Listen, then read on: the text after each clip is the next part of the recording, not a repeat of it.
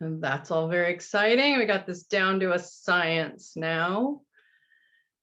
We see we've got 5 people on, so we'll just give it a couple minutes before we dive in, but it looks like 2 of my very inquisitive suspects are here, even though they sent emails, so that's exciting. We can get live answers and talk about some of this stuff that is what you're curious about, what you guys have been creating, how your challenge is going, all that stuff we can get into. And thanks for coming. Is this a good time for you guys? Is this working out? I had talked about maybe going later, like 4 o'clock my time. But if you guys want to give your opinion, if you think a little bit later is good for you, because it's never going to please everybody since we are, you know, an international sort of organization company. So, but if you want to pop in, send an email, put it in the chat, whatever. If there's a different time that works for you. Otherwise, this works good for me because it's kind of the middle of the workday. I can get stuff done in the morning, and then beyond this call for an hour with you guys. And, you know, it's a really nice time. So if no one has any opinion, this time's good for you. Thanks, Julie. Okay, great. Awesome. And you're in California, right? Yeah. So no problem there. Good for you too, Martha. Awesome. Thanks, you guys. So yeah, so I'm a little like head spinny right now. We just got home from 4 days of camping on the beach, literally. And so just trying to settle back into what's going to be probably one of my craziest months of filming straight through with a day off between each artist. So it's going to get maddening here for a little bit in a good way. I'm very excited. But what it does do is it makes it harder for me to work on any projects that I want to create. And as you know, this was all about how I was going to keep moving my piece along with you guys and sharing what I was doing. So I pulled out some materials and I pulled out the tools, and I wasn't sure, I couldn't remember if I had shown you guys those new nippers last month. So I have the new nippers here. And I'm going to pop it over to the camera just for a few minutes, and then we can dive into questions and talk about the challenge and all the other things that are going on with Foundations and Fundamentals. But just this way you guys can see sort of, I did finish creating with all the found objects from last month. And then now I'm trying to decide kind of where I'm going to go with it. And one of the really interesting things that I was reminded about when we were camping, and I don't know if anyone else has ever really observed this, but when we have a big campfire going and we get these big logs onto the fire, if you've ever observed when wood burns, and I mean when it's gotten to like really hot coals, but not crumbled coals, it's still just a really hot log, there's actually a natural andamento that's happening in the wood as it is burning. And I always get obsessed with that. And I took a lot of pictures, and my husband was like, you're going to burn your phone, basically, because I wanted to get closer and closer to the fire to get the specific exact lines that I was seeing. But it was really inspiring. It was really like, oh yeah, I forgot about this. So either when we're in Death Valley, there's lots of natural andamento in all the huge rock formations, and there's a lot of natural andamento in wood when it burns. And maybe I'll pop a couple pictures off of my phone and put it in the text of this live later, and then you guys can sort of see what I'm talking about, so you don't think I'm crazy. And so on that note, I'm going to flip the camera for a minute and show you guys kind of where I am at with this piece, which is called Gravity is a Bitch. All right. So that is how far, and you can't really see the whole piece because the camera is, can't get as wide as it is this way. But for those of you that weren't here last month, these are all pieces that I have found out in the desert or on my property here in Santa Barbara. So it goes down to that, which is some rusty something and some ceramic faucet thing, an old lid, and then it just kind of has lots of glass, spoon, jars, washer, all kinds of just found objects. And so my next step was, where am I going to go with this if I'm going to create a mosaic on all this empty space here, which is sort of the idea. And I'm not lost in where I'm going, but I'm not totally there yet. So I think this color could be really fun. I think it's going to be more of a natural thing, maybe with a few pops of this and maybe with a very few pops of something else, gold or silver, or just a tiny bit of bling. But I know my ondimento is going to go up and down. It's going to be a vertical ondimento. And I know, because it's called Gravity is a Bitch and it has a heavier composition on the bottom than on the top right now, that what I'm going to do is it's going to be heavier in the mosaic material here. And sort of, if you've taken Kelly Knickerbocker's space, Mind the Gap, space as a design element, there will definitely be sparse pieces up here. So it's sort of that whole effect of, you know, things are falling and they're being weighted down and they're going to hit the bottom. So since I don't really know exactly where I'm going color wise or complete material wise, I was going to show you guys this tool, and I can't remember. Did you guys see this last month? Yes, no? We did go over this tool. Yes. We did. Okay, so this has become probably my favorite new nipper to work with, and we found it at another vendor as well. So even though Wits End is out of it, we're able to get it, or you guys can get it if you want. But trying to just sort of set some lines, and like I said, I'm not sure if these are all the materials I'm going to use, but I do also, what I was inspired by in the fire I saw the other night is having pieces that are really going to just very, very small and thin as they come down. So there's going to be lots of variation in my size of materials that go that are going to go up. And, you know, it's always fun to have different widths next to each other. And I don't know if you guys had a chance to see Annabella Weber's piece that is called 2020 in the Roman numerals, but she did some incredible ondimento work. Hers is mostly horizontal with some variations, but her work is phenomenal. It is always, always, always, always good to study someone like that's work. But see, now that I'm sitting here with all these materials here, I'm like gonna get lost, and then you guys are gonna be like, wait, where'd she go? So I'm gonna just leave it at this right now, that I will figure out, if I leave this on the table long enough, carve out some time to start to work something into this piece, because I know it's in my head, but I got to get it out.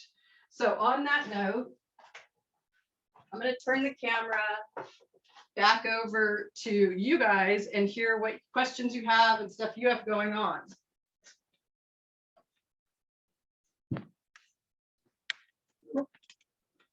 Okay, so, and if you have any questions about that piece or any part of my technique, feel free to ask. But so I wanted to start with, there were a couple specific questions that came in from a couple emails. And then if there are any that you guys have on the process you're working on right now, I would love, love, love to hear. And we got quite a few of you on today, which is awesome. So it's starting to pick up steam, and this is really your place to ask questions, obviously live, engage, learn from each other. What kind of nipper was it? It's called a QEP is the brand. And we'll put it, it's in, I think, the tools section of FNF with the link, but we'll get it to you. It's Mosaic Arts Supply, I believe, is the vendor that does have them in stock while Wits End is out. Allison, are you going to ask a question? Got to unmute. Can you unmute yourself? I don't think I have you guys muted. Is this the new one? That new one out that people are talking about? I've got Yeah, the old yeah, it's a new one. It's a How is it new, better than this one that I've got? that's a big difference. Those are called compound nippers that are in Right. your hand. And these are basically like Mosaic wheel nippers. Oh, okay, so, okay. So huge difference. So these ones can have 3 different settings. Oh yeah, we Oh. did use them last time, because isn't that when someone taught me that the that the Allen wrench is on the back side? So we did go over that. Correct. Okay, so here we are. This is just a Mosaic wheel nipper, super light, and I highly recommend them. Okay, Cuts who's the other great. vendor? The other vendor is who? We'll put it in the email. We'll put it in Okay. F&F, you'll get it. So Okay. don't worry about that. Okay, while we're here, I just want to go over a couple questions that were really specific, sent to me, as some of you guys have done. And even though you're here on the phone, Chris, do you want to ask it, or do you want me to read what you wrote? So I can go ahead and ask it. Thanks. Sweet. Thanks so much, Tammy. Yeah. So I've taken Rachel Sager's class on intuitive ondimento, and I just love it. But I don't use the stones like she uses in that class. I don't do the hammer and hardy. It's just like one more thing, and I can't do one more thing. Mm-hmm. So I was wondering, how can I have a lot of stained glass, and so how do you prepare the materials for using them in how she's taught, the intuitive ondimento, the lines? Just would I use wheeled nippers and make a bunch of small shapes, or would I use like a scoring tool and make a bunch of squares and rectangles? Basically, how would you prepare your stained glass to get started on a project like that? That would be exactly it. It's really about the shape of the tessera. So it's not, intuitive ondimento is just that. It's the ondimento, and ondimento can be any material. It's basically working that your lines are all going in that, direction, or if you're going to change them, or if you're going to add the sdoppio-mento, which is splitting 2 lines as you want to go wider. But as long as you cut your glass in the same, kind of shapes like Rachel has done, it doesn't matter if it's stone or smalty or stained glass. It's not the most common thing to see mosaic artists like Carol Shelkin or Mary Driver or Yulia even using stained glass in an ondimento fashion, but it is totally doable. Right. That makes a really good point. I have a lot of smalty, so I wanted to try something that wasn't expensive that I could kind of do some practice things with, and I hated to give up, a couple of bags of smalty because it is pricey. So yeah. Would you suggest cutting it with wheeled nippers or with a scoring tool? Would you suggest, because a scoring tool is going to be more perfect, and wheeled nippers will be more organic? I think you should start with making strips with the wheeled nippers and then creating the shapes. Make the strips with the cutting tool, the scoring, and then make the shapes with the wheeled nippers. And that way you can kind of modify them. And watch Rachel really closely as she puts each piece down. You'll see kind of a fat one, and then you'll see a skinny one go, and then one that maybe gets a little fatter, and then it goes fat to skinny. So those shapes that can kind of create that little bit of undulation or that little bit of variation, doesn't matter what your material is. It just is, it's about learning how these lines are if you're going to practice ondimento, you're going to learn what those lines mean, and how if you set a piece, let's see if I can do it in this camera, otherwise I'll go to the other camera.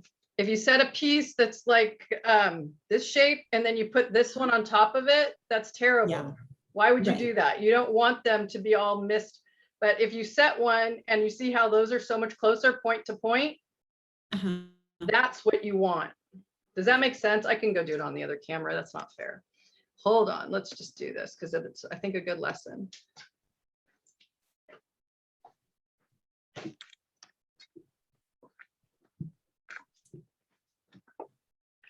Okay, so here is 2 pieces of Mexican smalty. They're always going to be very organic in shape. And you mostly would want to manipulate them, but do you see how that's so far off right there? That's not good ondimento.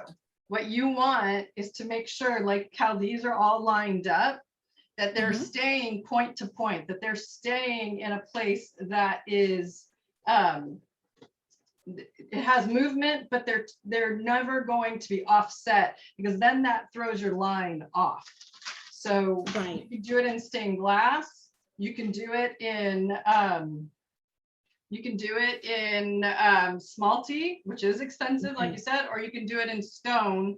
Even you can Right. find soft stone that you can use that is able to be cut with like montolets or the compound nippers, but or side biters. So it's good to practice other materials. But if you do have a lot of stained glass and you're watching Rachel work, this is what you're trying to do, is create those lines where everything stays together. And then when it's time to try and go wider, you need to find a piece that is going to be point to point on this one, but then widens out. I can find one. So you see how that happened? Yeah. Now it got a little wider up here. And now I can go even wider, or I could put two skinny ones there and begin like a Sedopio Mento, which I think it gets a little advanced for you guys. If you want to just learn how to practice lines, this is how you do it. And you should always think that you do need to manipulate your pieces. Don't just, I mean, I'm throwing them down for the lesson, but you really want to make sure that you're intentional in the pieces that you're creating with. Does that answer your question? It does. What was the soft stone that you had mentioned that didn't require hammer and hardy? You can use sandstone, Okay. limestone, usually sandstone. That's what Rachel uses mostly. She gets in Pennsylvania where she lives.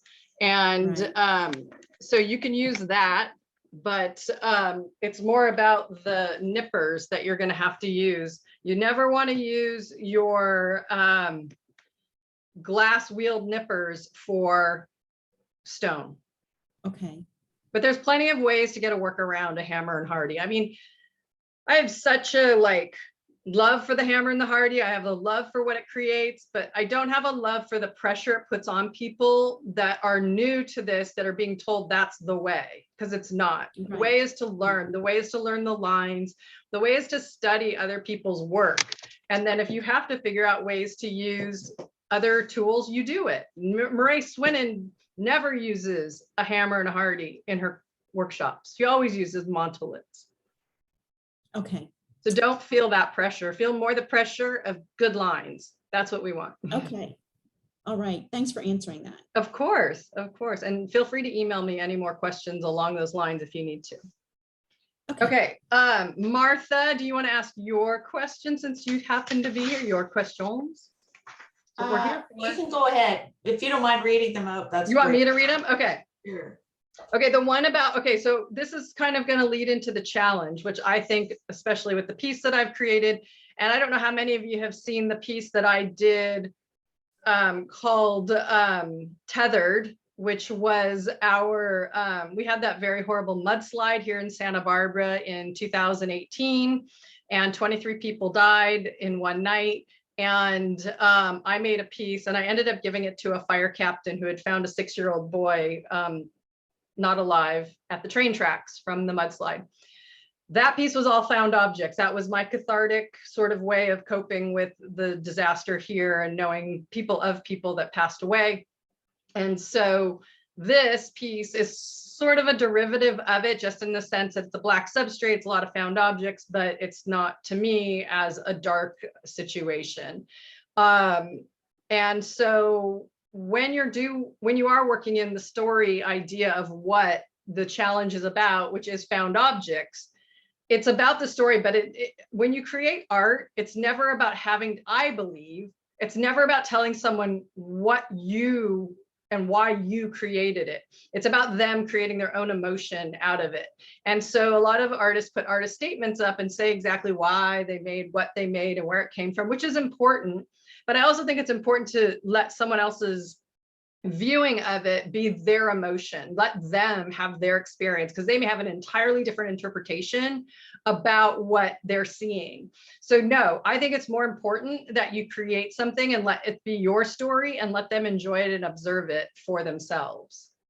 Does that answer that question? Yep, Yeah. that's great. Okay. Okay, composition, look at lights. Okay, so her second question was, I read somewhere that in a composition, people look to the light space first. I've not really paid attention to that when thinking about composition. I've just thrown in little light bits. Should I be focused on light first, assuming I'm not reacting to a detailed photo? I've never heard that. And that doesn't mean it's not true, but you can see the painting behind me, and what pops out is the light. So it can definitely affect your piece, but it's more also about balance. It's more about getting your, if you're going to have 3 objects in there that really stand out to create that specific kind of balance, if you're going to have your focal point, those things are really important. But to focus specifically on a light area or a light piece, I don't think is as important as those other art elements. But don't forget to use them for contrast, because you do want contrast as well. And if you have an all dark piece, so you have to be careful. If you have an all dark piece and you throw in one light, yeah, the eye is going to go there, but then it's going to go there because it should, it's not really appropriate.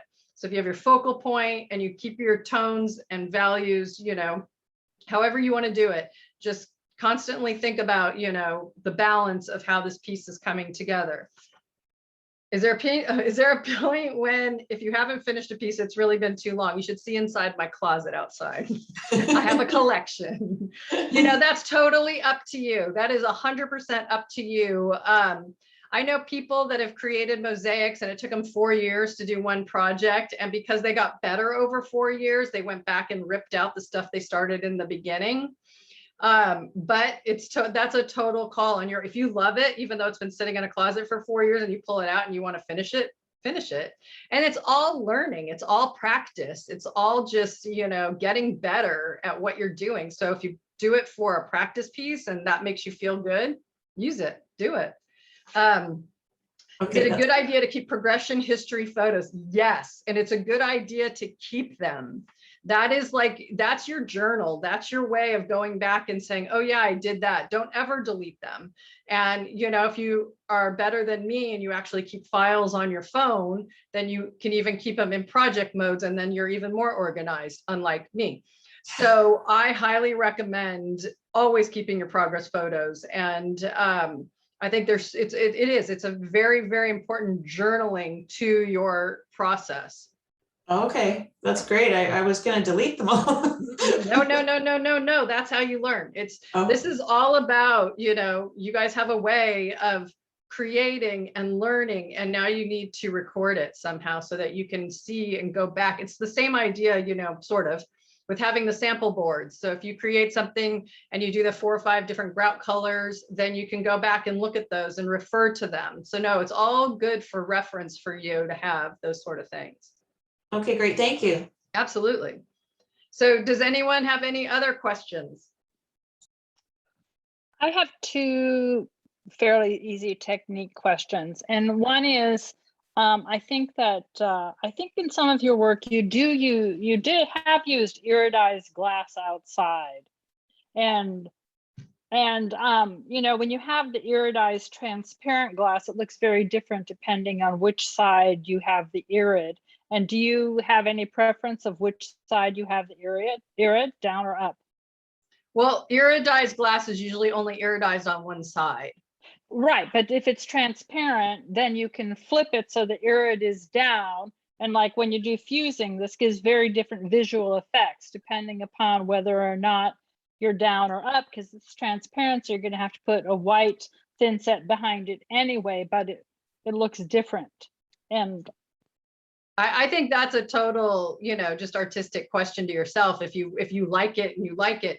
If you look at the mermaid picture, which is on the homepage of Mosaic Arts Online, and you look at the body part of the tail before it gets to the all iridized tail, I flipped the same glass the way I did the design, the scalloped, whatever you call them, scales. And so it goes back and forth. Now it's not transparent, so you can't see the irid through it, but it does allow you to use the same glass, but getting 2 different effects. But I have not ever tried it for the iridized to come through the backside sort of thing. Okay. That's what you're asking. Yeah. And also because it is like a super thin film, of if there's any long-term issues with that side being up.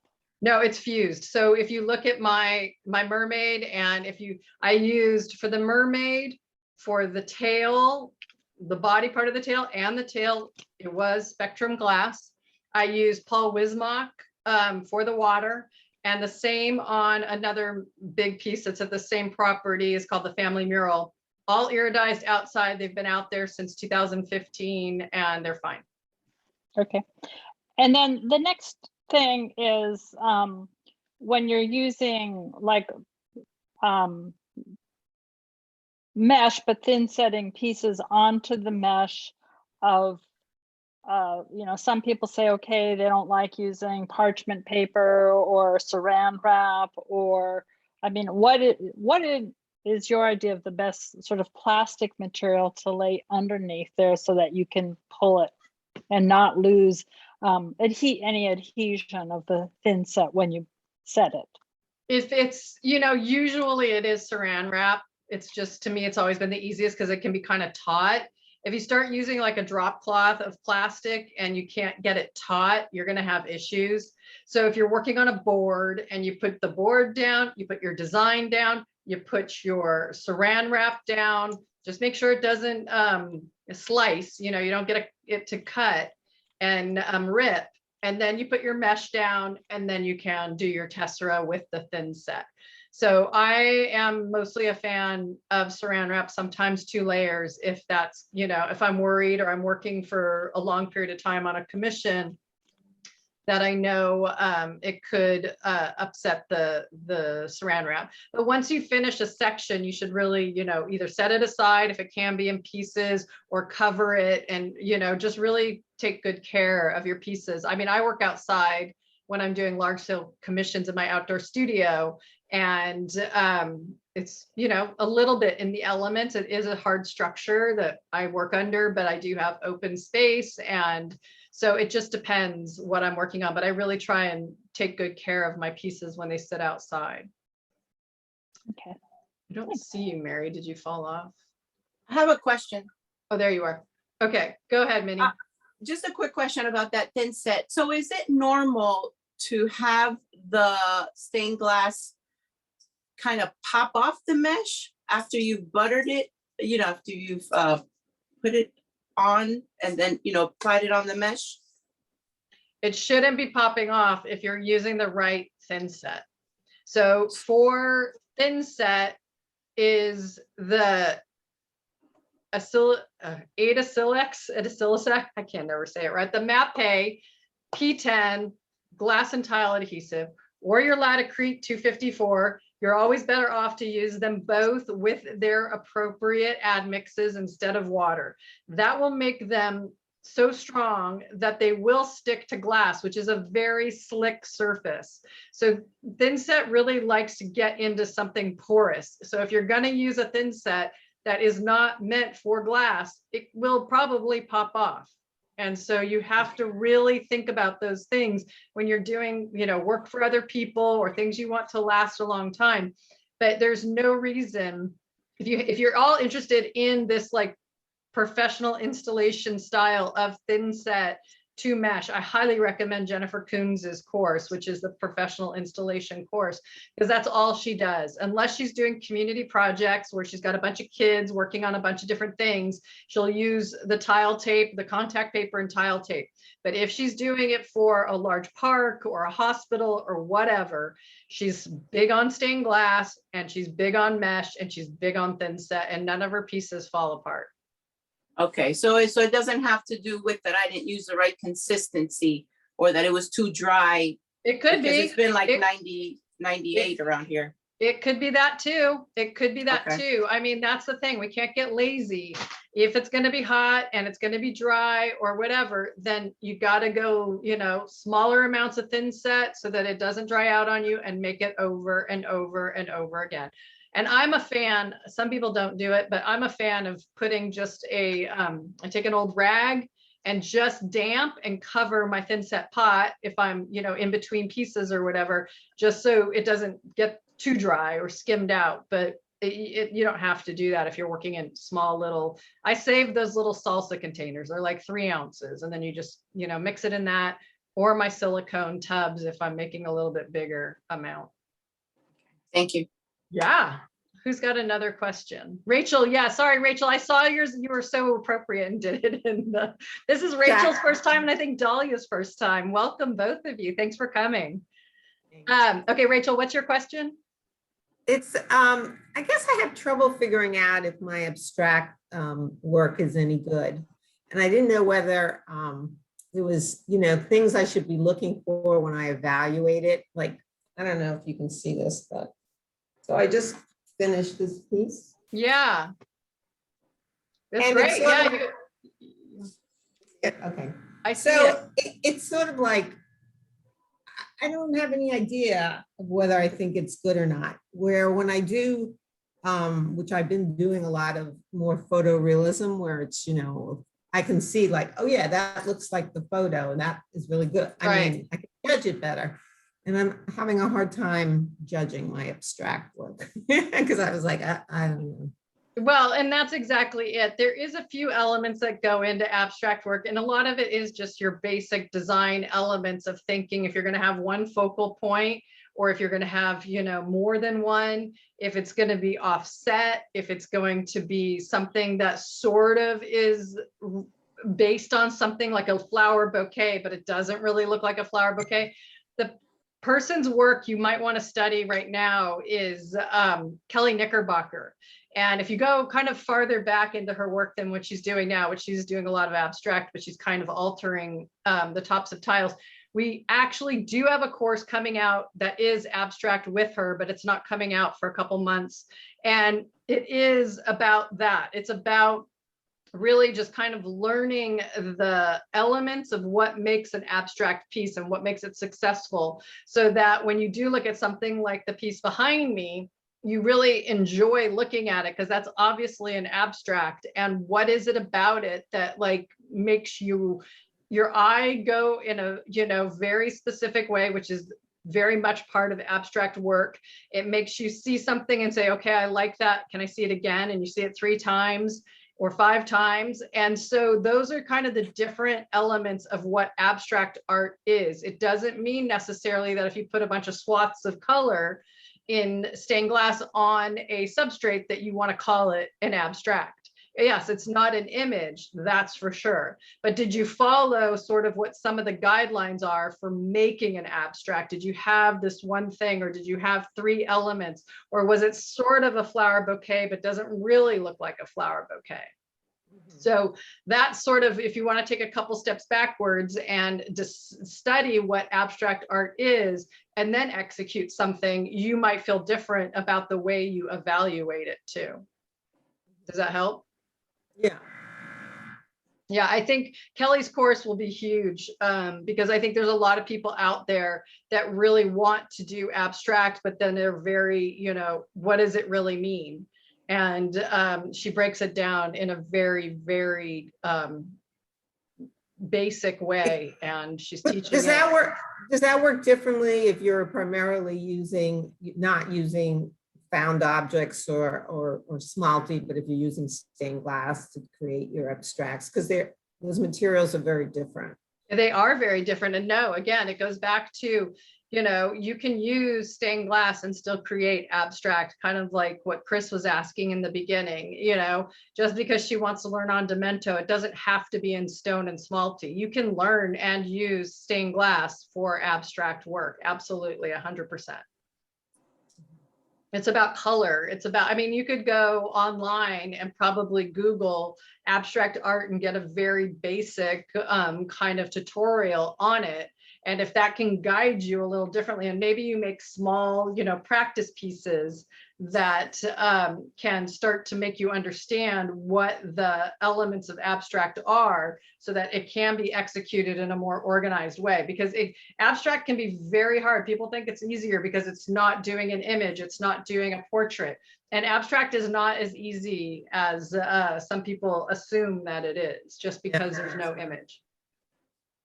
But keep it up, and keep asking the questions and keep being curious, because that's how it's like, I don't know where I wrote it recently, but just even all the aha moments that people have for different reasons while creating. It'll come. Is anybody else? Doesn't David Jarvin or something have an abstract course? He does. He has a very basic one, exactly. And you can look at that one too and just see it's very organic. It's the way things move. It's, you know, but there's very, very intentional parts of what's happening in his execution of the pieces that he creates. It's a great way to learn, another great way to learn them as well. Yeah. Go I ahead, wanted Kelly. to ask I'm sorry. I wanted to ask a question about Smalty, and I have not used it before, but I'd really like to, but I don't have any particular project in mind. I just want to start working it into some things.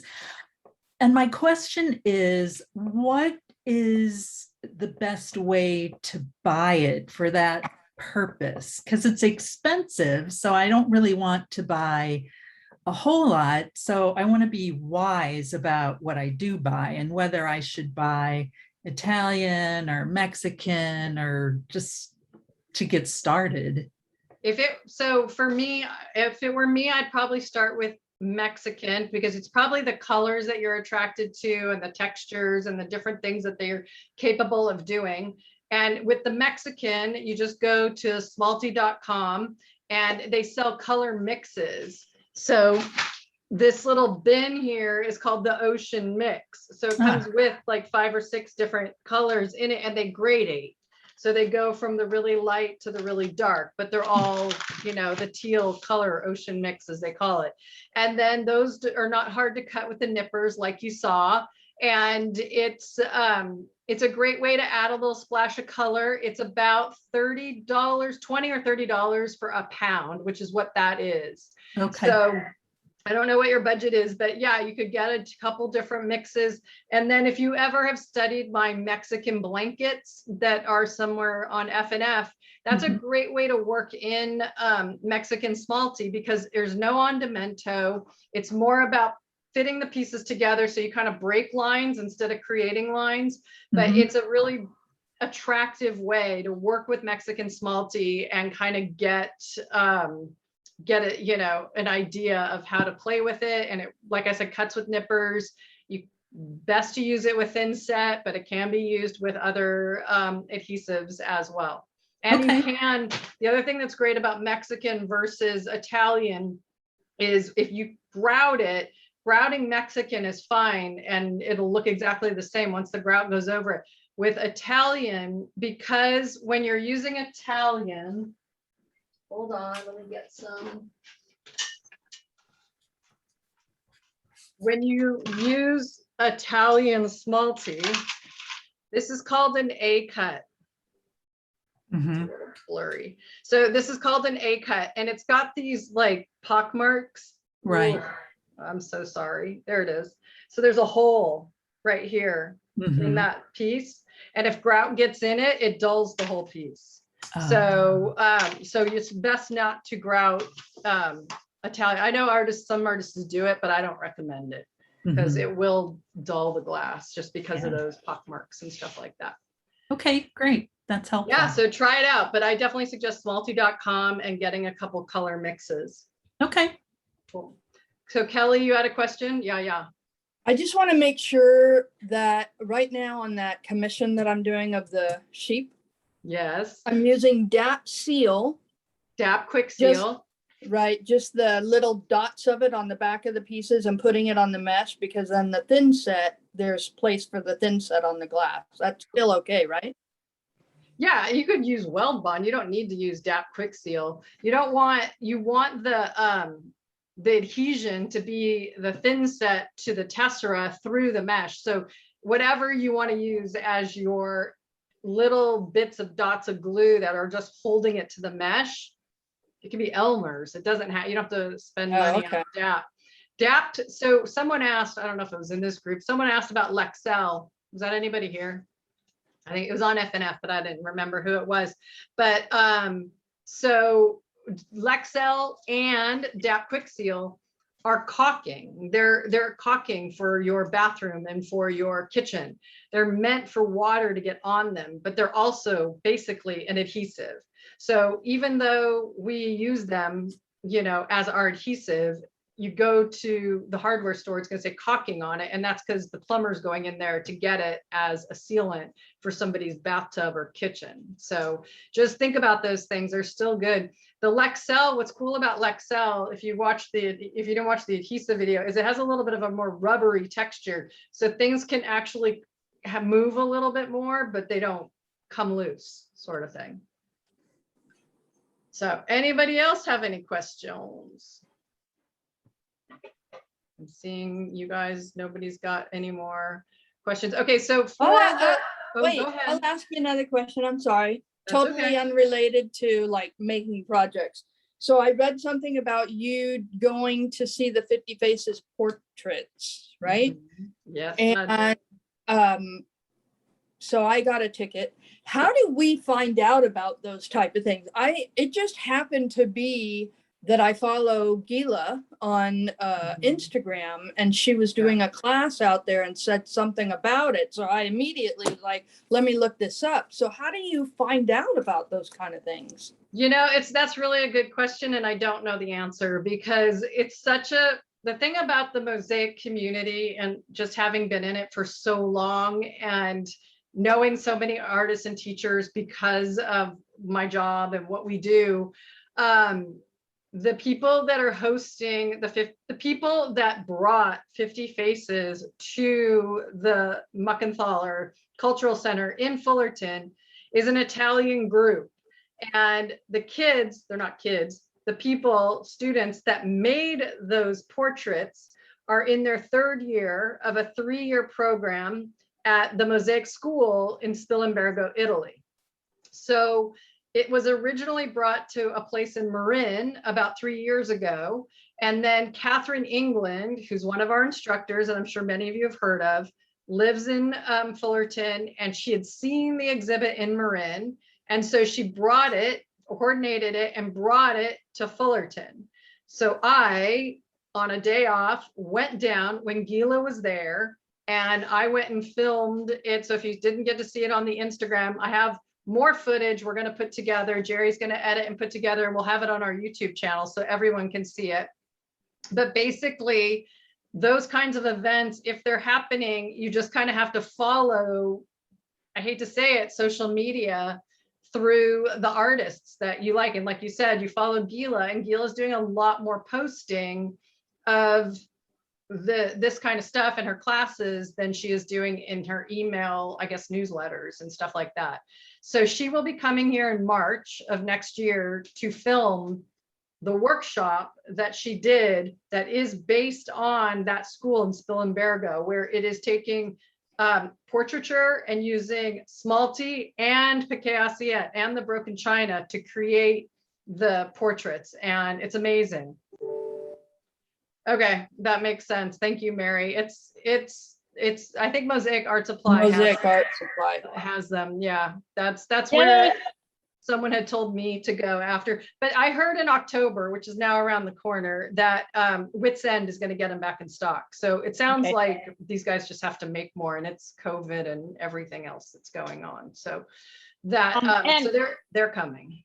The other thing I was going to say was when you just talked about the packages at smalty.com, I went on there and was looking, and again, depending on budget, but they have like a studio pack and a crafter pack that like offers either a ½ pound of, you know, like a dozen or 14 different colors, or a pound of a dozen different color, and the colors are like blends, as you say. Yeah. And so, I mean, to me, that would look like a nice way to try it out.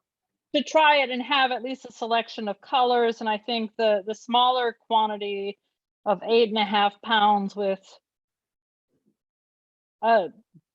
color selections like $164.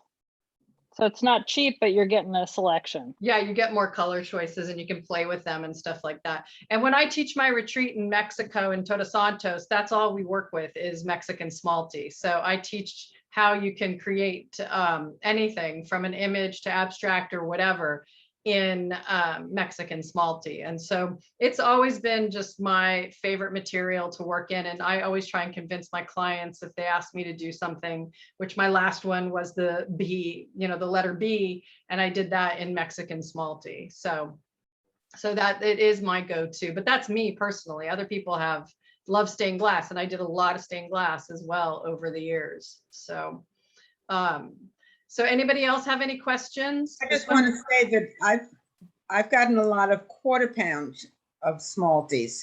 So that's not very expensive, and you can get different colors, and you just get, 5 or 6 Smalties of different colors for a quarter of a pound. And that's not very expensive, and it's a good way to get started.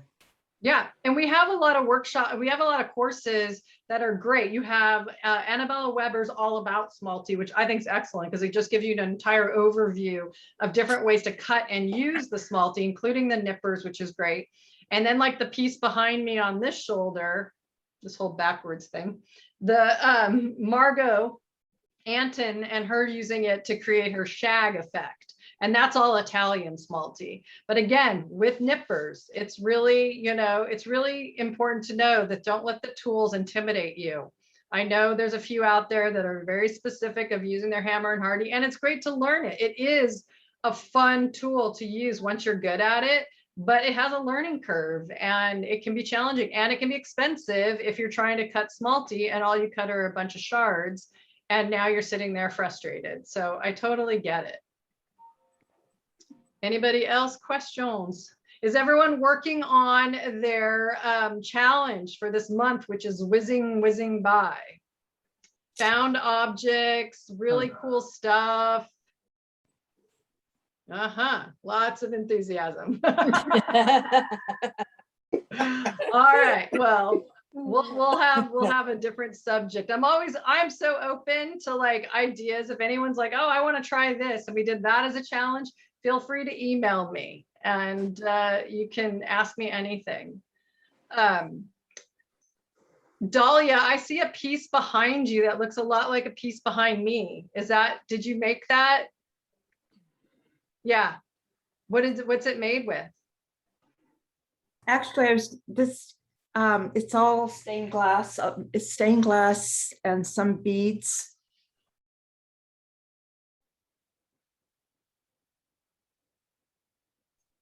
Oh, fun.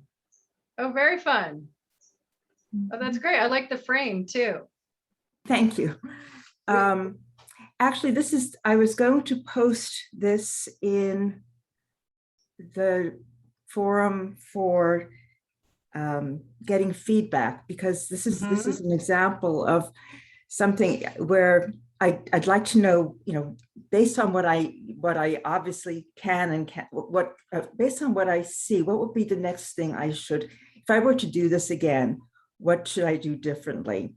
And I think offhand, one thing I would do, I know I would use a lot less iridized glass. And this is stained glass on mirror, and I'm just going to.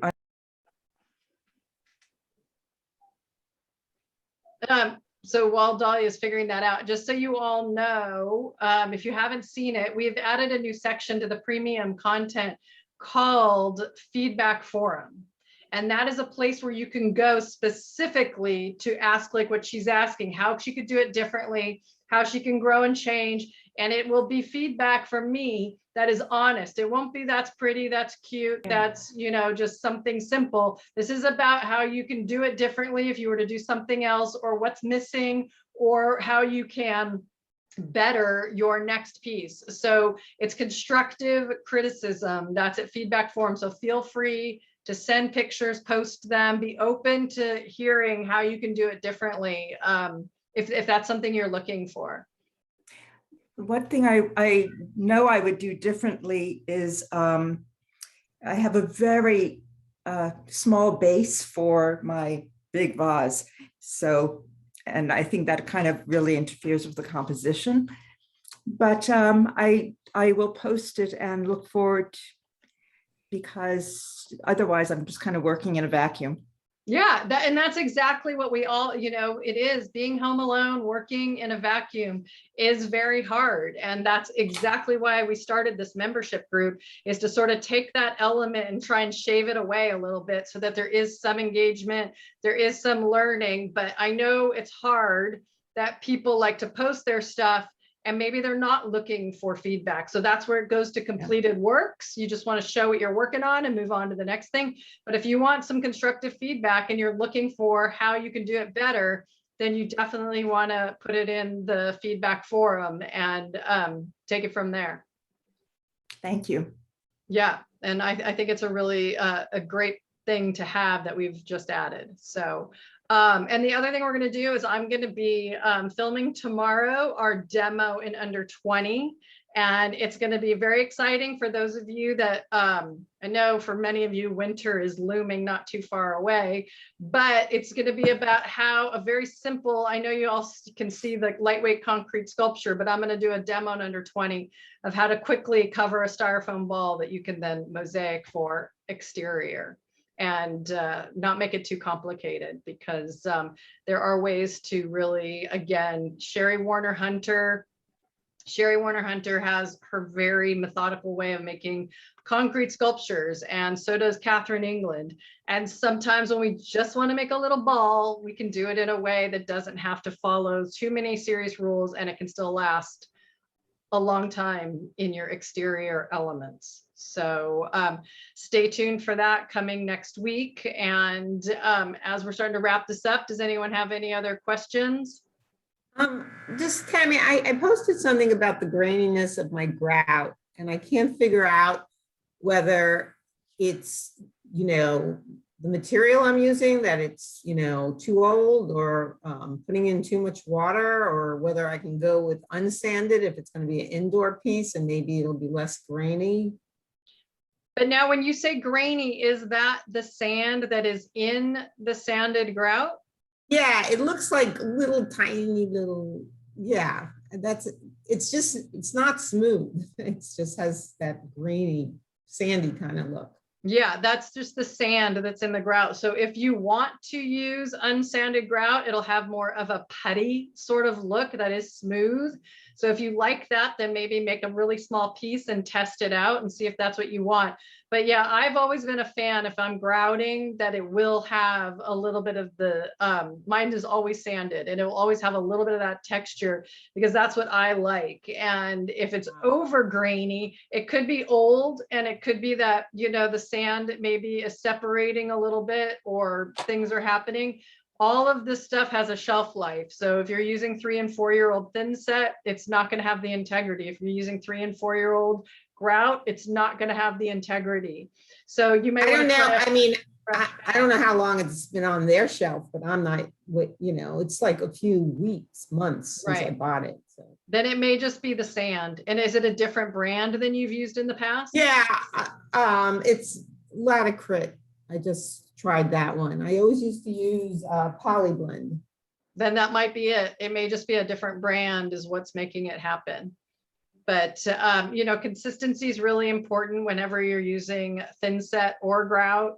So you want to make sure you've got that peanut butter hummus kind of consistency, so that it can, really smooth on or spread on in a, consistent way. And it's not too runny or it's not too dry. So it's really, really important that those things are, as spot on as you can make them. I'm going to ask a question, because when she was talking about this, I was wondering, if you go into the hardware store, Home Depot, whatever, and you look, it's like they actually sell different grouts for different widths of gaps. And I don't know if they use maybe a different size sand grain in those different grouts. Do you know what I'm talking about? That they'll say this grout is good for 1/16 of a gap, this one is good for 3/16, but they actually do have different ratings for size of grout gaps, and I have no idea if the differences in that material include a different size grain of And sand. is that when you see the two different ones, is that the difference between the sanded and the unsanded, or is that No, different widths and no, all sanded? Sanded. Right. Okay. So yeah, then maybe that, I think if you're switching products in a different name brand, and that might be the issue as well, is, you know, I know everyone throws around these big names like Laticrete, Mapei, and all of that. But if you're working on small projects that are just going to be, you know, in your home, then going to Home Depot and getting Polyblend is just as fine. Especially, and the other thing to consider is if you're tinting them, to make sure that you're, you know, if you're using powder tint, that you're using the right load rate as well of your powder to your thin set or your grout. What's the load rate? The load rate is, so anyone that buys tints from us is, a load rate is called 20:1. So that means you're putting in 20 parts grout or thin set to 1 part of your tint. And you can always shrink that. So you can go 5 parts to 1/4 of the tint, but you always want to make sure you hit your load rate, because, or go a little bit below it, but don't try and go much over it, because then you can really disrupt the integrity of the grout or the thin set. So you can't just like throw in a little of this and throw in a little of that. You really have to pay attention to your load rate. So, and if you're using other things like, I don't know how Tinsol works. I don't know. All I know is the products that we sell for using them with the powdered grout or thin set. So my assumption with the powdered grout, the colorant was you could always go under, but you shouldn't be going over, because that's where you were worried about actually changing the integrity of it. Yeah, that's what I was saying, that you can go Okay. less, you just don't go over, because that's what will disrupt the integrity. So yeah, if you're trying to change the color and you don't want as much saturation, you can use less tint. And it's always good, again, to practice the different colors for the different or the different values of the reds or the blues or the greens, whatever it is you're trying to create. Does that make sense? Mm-hmm. Yeah. Anybody else? Was this informative? Did you guys feel like it was worth it for the hour? Be here? Yeah. Definitely. Oh, awesome. Awesome. Awesome. But it Thank was you so also much. fun. I have a question for you. Sure. I've seen, you know, when we were talking about Hammer and Hardy, I learned how to use it when I took a course with Michael Kruzich up in San Francisco. Yep. And he does a Hammer and Hardy boot camp. Yep. And I saw that Chicago Mosaic School also does one. Is that something that you would ever think about, or does it really need to be hands-on versus an online course? Because then they could see if your wrist is right, your elbow's right, you know, so you don't injure yourself. It's a very good question. And if you have the ability to get yourself to either of those places, then, you know, go, because yes, you'll physically get to be with either of them to learn better. But if it is not, I would have to say that, you know, I'm a little biased, but the footage of our course, Classical on Demento for Modern Mosaics with Annabella Weber, has some of the best close-up, clear footage of learning how to use a hammer and a Hardy. And the best part is you get to watch it over and over again. So if you do 2 days with Michael and you learn it and you go home and you don't get to do it for a few weeks because of your life, and then all of a sudden you're doing it wrong forever now because you don't have someone there to show you how to do it again correctly. So those are that's sort of the beauty of the online versus the in-person. But Annabella's course is truly, if you do own one, she was my aha moment for Hammer and Hardy and on Demento, is that she really knows how to teach in a very clear, thorough, and kind of uncomplicated way, which is what I love. Right. So any last questions before we wrap this up? Nobody? You guys got it? All right. Well, thank you guys again for spending this, hour with me. And I really hope you learned something, and keep creating, keep working on your pieces. If you are going to do the challenge, awesome. Send me ideas if you have any. And I mean, I know you have ideas, but if you want to share them, and we will have this available for replay in a little while, and we'll see you guys next month. And I'll be sending out the date, in a couple of weeks for when that's going to be. All right.